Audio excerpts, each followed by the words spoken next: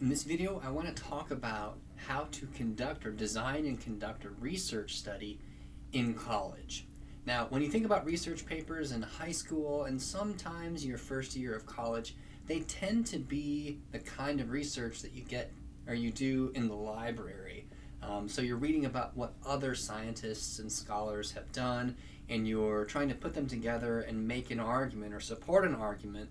But that isn't original research. What I want to talk about is conducting original research, where you are the person who's collecting raw data by interacting with people, if it's human science, or maybe collecting samples to analyze in the natural world. I want to talk about actually conducting your own research.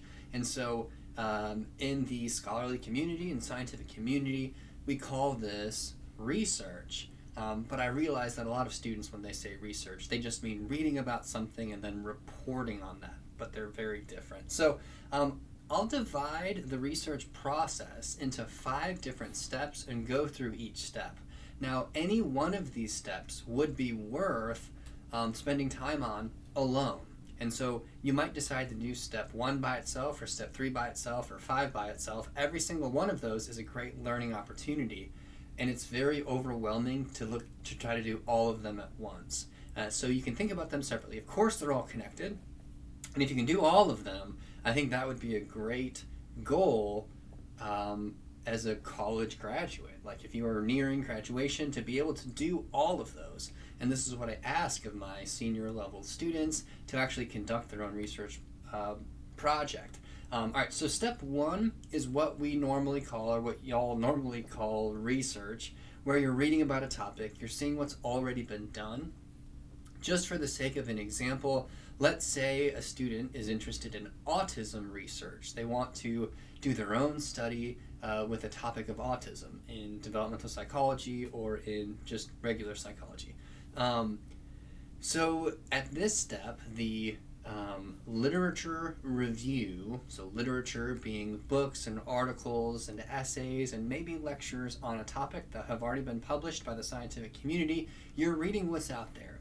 And you're probably leaning towards some subtopic that you're really interested in. So maybe you're interested in what causes autism, or maybe to do a simple like university level project, what it's like to live with somebody who has received the diagnosis of autism. So you read maybe self-report accounts of people who are talking about their sibling or their daughter or son who has autism, and so they're telling their story. Maybe there are some other articles where they interviewed a lot of people, and so you're just seeing what has already been looked at in this topic. And so the first step is reading as much as you can on a topic and trying to digest it and put it into an organized format where you can summarize what it is that you've learned.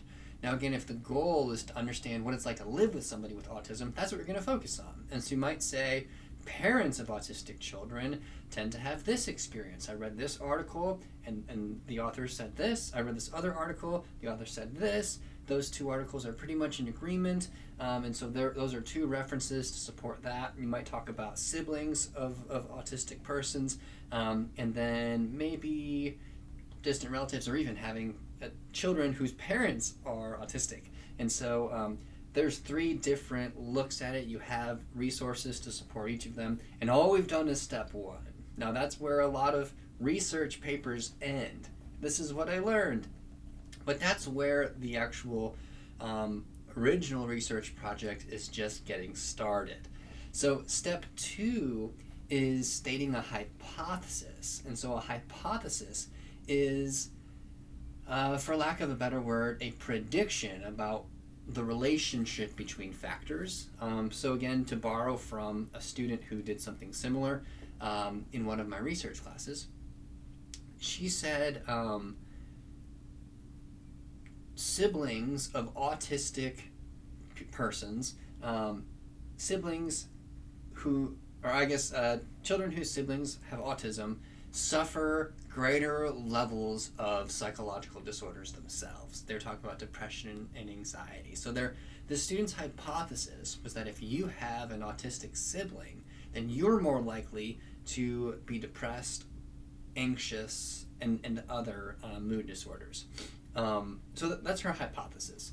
Now, there may be articles out there already that look at this, but that was her hypothesis, that if she were to interview 10 people, the majority of them would report psychological distress living with an autistic sibling. So again, the second step is stating something about a predicted relationship. So you are assuming that a relationship exists, and your goal is going to be to test that relationship. You're going to go out into the world, do original observation, collect the data, and your goal is to try to prove that wrong. You want to prove that there is no increase in psychological disruption or psychological turmoil in children whose siblings, or even adults whose siblings, have been diagnosed with autism. So a lot of times people think that at this step, the hypothesis step, you're actually trying to prove that your hypothesis is true, but that's not actually how the scientific method works. So if your hypothesis is siblings, or children whose siblings who have autism, these children will experience higher levels of psychological distress, then you're trying to prove that children whose siblings have autism do not experience greater psychological distress. And if you can't do that, you collect all of this data, and it actually shows that it looks like these children have greater levels of psychological distress than other children whose siblings do not have autism. Then you're able to say that I couldn't prove my hypothesis false, therefore it stands. And so what you do is support your hypothesis with that data. So step one, you're reading about a topic, you're summarizing what you've read, you're organizing it into a neat and tidy way. The second step is making a statement about a predicted relationship. And so in this example, it was having an autistic sibling and having an increased likelihood of psychological distress.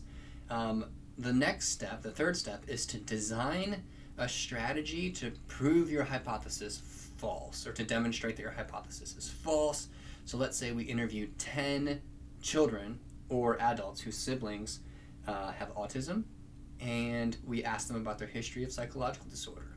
We compare them to 10 children or adults whose siblings do not have autism, and we want to see that there's no difference, or that the children and adults with no siblings with autism have more psychological distress than the children and adults with siblings who do have autism. And so that's what we're looking for in the design, or when we design our study. And then if we find out that the children and adults whose siblings have autism have more psychological distress, then our hypothesis stands, and it can live to be tested another day. So step 3, designing a method for proving our hypothesis wrong. Step 4, actually following through on that design, collecting the data. It might be interviews, it might be handing out questionnaires or surveys, it might be naturalistic observation, but these are where we employ methods of data collection. The fifth step is then analyzing the data once we've got it, using that data or interpreting it, and then using that interpretation or that analysis to look again at our hypothesis. So does this prove our hypothesis wrong, or does it support our hypothesis? Again, we're not proving it true, but we're either supporting it or proving the hypothesis false, or rejecting the hypothesis. And then that's it. There can be a 6th step where we reflect on the process: what went well, what went poorly, what would we do differently, what is a future type of research that we might do to follow up. But those are the 5 different steps of a research study, like an actual original research project.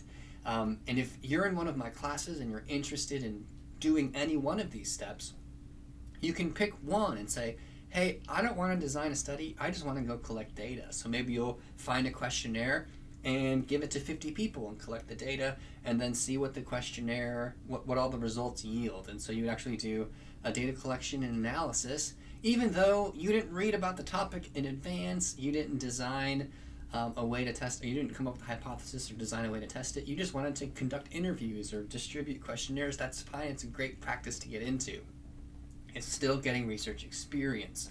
A lot of times when students help me with my research, they don't really know the background of a topic. I give them a questionnaire, or I give them an inventory to distribute. They distribute it, they collect the data, they put it into a spreadsheet. I might give them some steps about how to analyze it or how to compute the statistics, and then they give me the results, and they don't really know what the results mean because they didn't design the study. But that's still really valuable research experience. And then other students, of course, who are more advanced are able to help me at all of these different steps of the process. So again, step 1, lit review. Step 2, hypothesis. Step 3, design. Step 4, actually conducting the design and collecting your data. And then step 5, analyzing the data, taking it back to the hypothesis to see whether or not to support it or reject it. And then maybe a 6th step where you talk about future research.